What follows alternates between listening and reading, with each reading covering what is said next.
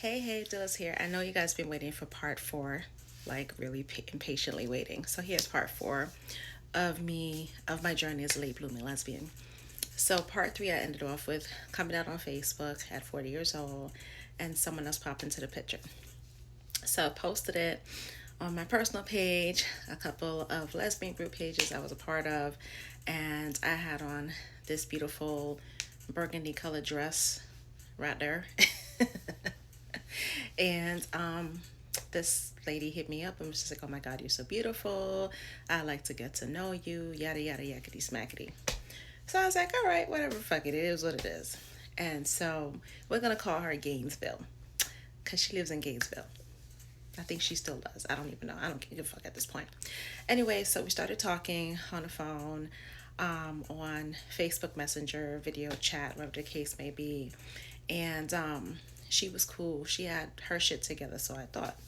However, I feel sometimes when you have your shit together financially, had a house, two cars, great job, all that jazz, but something in here, not correct. And she had a lot of anger outspurts and all types of stuff. And the thing that really, well, two things really that set me off with her. The first thing is we were dating and we were doing long distance, and I was in New York and she was in Gainesville, like I said. So she came to visit me in New York. I gave her the New York tour. She met a couple of my people, and one day we were at a restaurant. And I don't know if I told y'all, but I'm very, very intuitive and empathetic. I'm an empath, but I can see shit.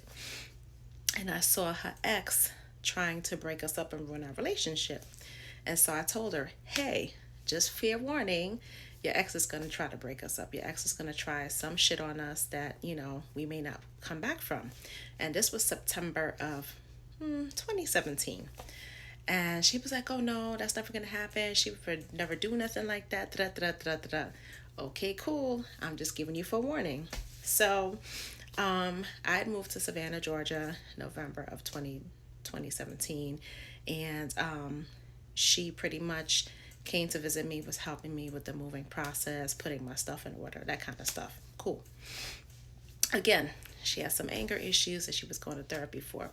Not blaming anyone. No one's perfect. We all have baggage. Cool, no problem.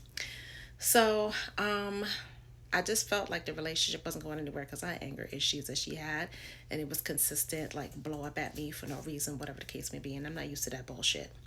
So, come around January of 2018, she came over and she was pensive and she was like pacing on the floor back and forth. "I really have to tell you something." I said, "You slept with her, didn't you?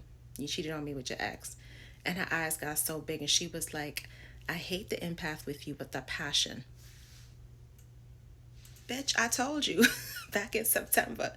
So, October, November, December, January, 4 months, or 3 months and January, which is a whole entire year, or year.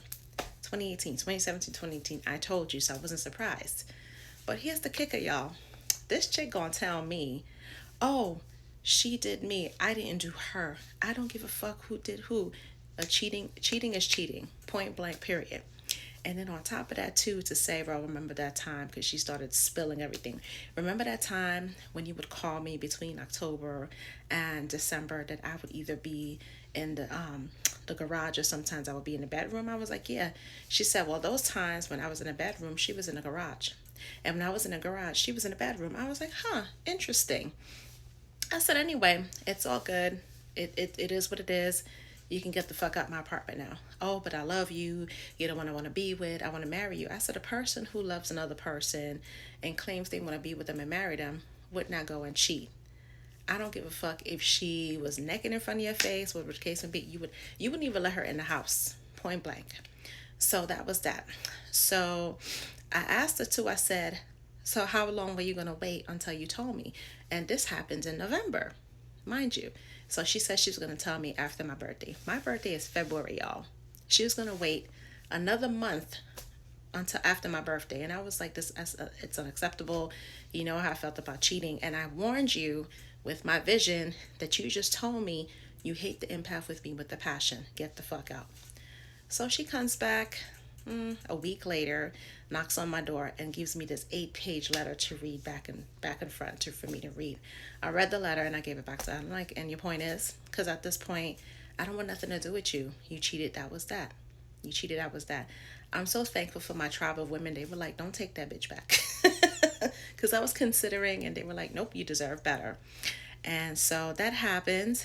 And I was single for a minute, and I was just like, I just wish the next person that comes into my life kind of is like my ex husband, who is very loving and caring and all of the things, and entered another person in my life. Stay tuned for part 5.